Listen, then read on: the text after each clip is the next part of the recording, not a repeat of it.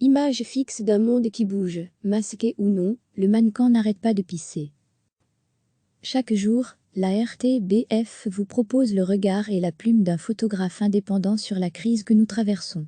Un cliché et un texte publiés chaque jour en soutien à la presse, dans le cadre de Dies Restar, le plan de la RTBF lancé en soutien à la culture et aux médias, secteur durement touché. Voilà 5 ans que je passe tous les jours devant le Mannequin-Pis. Au lieu du tourisme bruxellois, je ne l'avais jamais connu sans visiteurs. Ce monument est quasiment un lieu de pèlerinage touristique.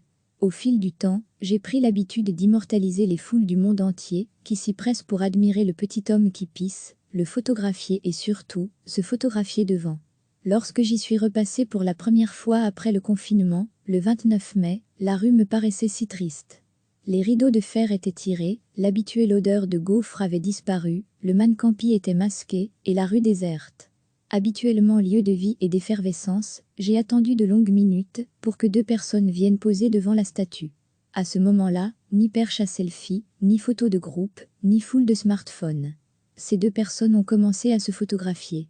La scène en définitive était plutôt triste, rien ne se passait, une photographie rapide masquée devant un Mannequin-Pis masqué.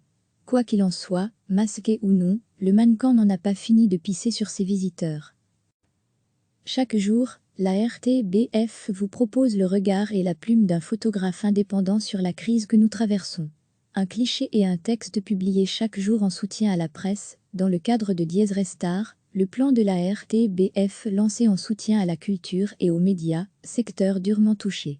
Voilà 5 ans que je passe tous les jours devant le Mannequin-Pis. Au lieu du tourisme bruxellois, je ne l'avais jamais connu sans visiteurs. Ce monument est quasiment un lieu de pèlerinage touristique. Au fil du temps, j'ai pris l'habitude d'immortaliser les foules du monde entier, qui s'y pressent pour admirer le petit homme qui pisse, le photographier et surtout, se photographier devant.